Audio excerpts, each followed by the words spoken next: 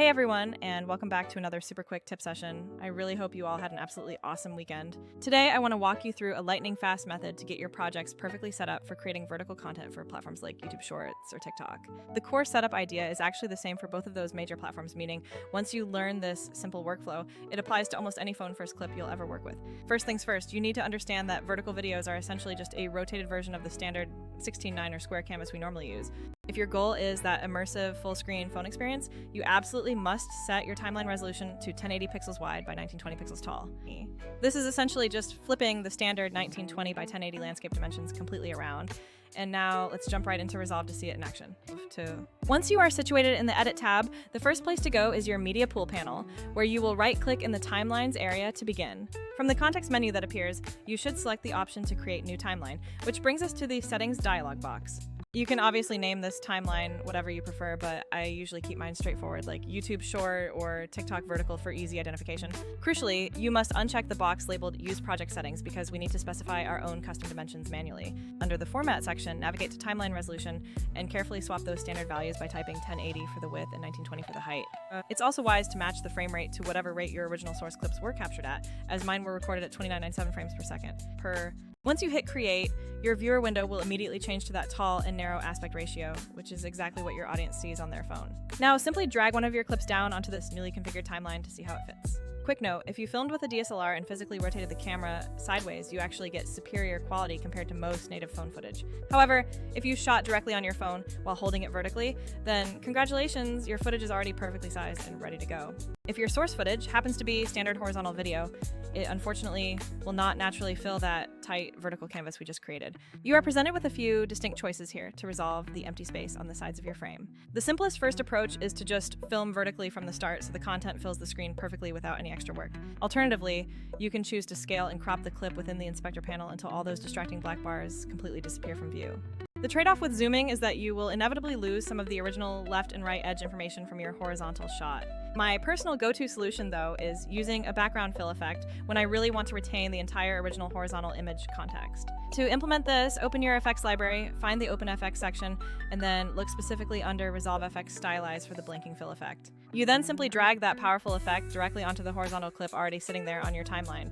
What this feature brilliantly does is duplicate your primary footage, stretch the copy to fill the background, and give you options for look and feel.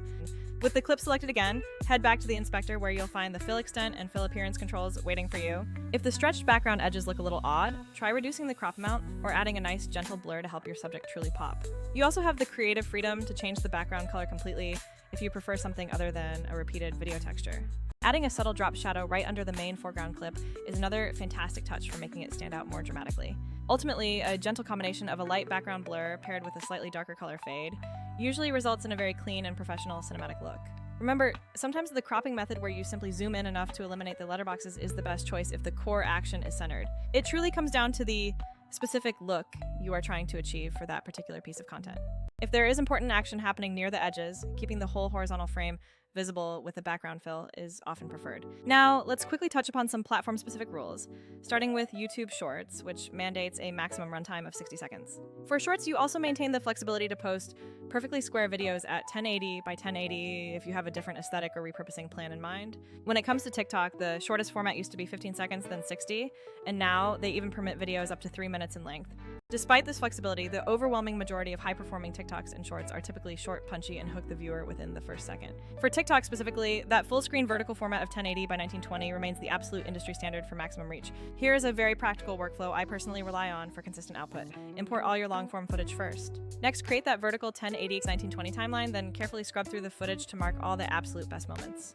After marking, you then either manually create your precise cuts or utilize a dedicated tool to automatically identify those key highlight segments. This is precisely where a tool like Vizard can come in, incredibly handy for accelerating that initial discovery phase. Quick aside, if you edit a massive amount of long videos and dread manually finding highlights, Vizard is legitimately helpful for batch production. It employs artificial intelligence to scan your lengthy footage, pinpointing the high engagement segments like big laughs or key statements automatically. It then auto-edits those chosen moments into several draft clips that are already formatted and ready for you to post. But I am absolutely not suggesting you replace DaVinci Resolve with this tool, because Resolve is still king for fine control. Resolve remains essential for advanced color grading, precise audio mixing, that specialized background fill trick, and so much more granular control. The best approach is using both tools synergistically. Let the AI find the best bites quickly, then bring those selections into Resolve for the final polish. Tweak the scale, apply that beautiful background fill, add a subtle drop shadow, and export using the exact settings needed for your target platform. Here's another massive time saver: utilizing automated scheduling features for your content distribution strategy. Many standard editing workflows force you to export, then manually upload, and set tedious reminders for when to actually post your finished work. Vizard's auto-schedule function allows you to queue up content based on your desired posting frequency, automatically queuing it for publishing. That automation is truly massive if you are striving to maintain a consistent and reliable posting rhythm across all your active social media channels. Beyond scheduling, having an integrated content calendar is invaluable for seeing every single scheduled clip in one consolidated view. It allows you to easily move items around, tweak captions, and adjust hashtags without jumping between multiple different apps. Many dedicated editing apps or basic phone editors completely overlook this crucial distribution management aspect of content creation. If you are a one-person operation handling both the creation and the publishing, this integrated scheduling saves an astonishing amount of time. When we compare this approach, other tools like CapCut, Premiere Rush, or even native TikTok editors offer vertical cropping and simple trims. CapCut is certainly free and very fast for quick mobile edits, but it can feel quite limited when you need serious precision editing later on. Premiere Pro is undeniably powerful, but for simple vertical chopping, it's often expensive overkill for most daily creators. Many great scheduling utilities are excellent for distribution, yet they completely fail at the crucial step of clip finding within long-form content. That specific gap, finding automated highlights and integrating the publishing workflow, is exactly where a tool like Vizard truly shines. As a major time saver, I highly recommend saving your brand new vertical timeline preset so you never have to manually type those dimensions again. You can easily save timeline presets right within Resolve, or you can find and download a preset file if you don't want to build the setup from scratch yourself. I will drop a link in the description below that contains my basic vertical and square timeline presets, along with simple instructions on where to place the files. If you are setting up multiple projects quickly, having those preset files ready to import is incredibly helpful. So let's quickly recap the core steps in order to cement this efficient workflow into your mind right now. 1. Create a new timeline in Resolve and make absolutely sure you uncheck that Use Project Settings option. 2. Set your timeline resolution correctly to 1080 by 1920 for vertical or 1080 by 1080 if you are opting for a square video aesthetic. 3. Drag your clip in, and if it is horizontal, you must either zoom to fill the frame or use that blanking fill effect we discussed earlier. 4. Go back into the inspector to subtly tweak the background blur, fade, and perhaps add a drop shadow so your main foreground clip stands out perfectly. 5. Export under the required codec and settings for your specific destination platform, and always double check that shorts are under that 60-second ceiling. For a massive bonus tip that will save you serious time, run all your long-form source footage through Vizard first to generate those candidate short clips. Once you select the best highlights it found, bring them over to Resolve for that final polish, using the background fill trick as needed. Then, leverage Vizard's integrated auto-schedule and content calendar features to get those polished clips queued up immediately. This systematic approach ensures you are not just making random one-off shorts, but actually building a sustainable publishing rhythm. Alright, that officially wraps up this short practical editing and workflow tip session for today. If you managed to learn at least one small trick, whether it was the blanking fill, timeline setup, or batch producing clips, please consider hitting that like button or bookmarking this video for future reference. I will ensure the timeline presets and that quick instruction note are available for you to grab in the description box right now.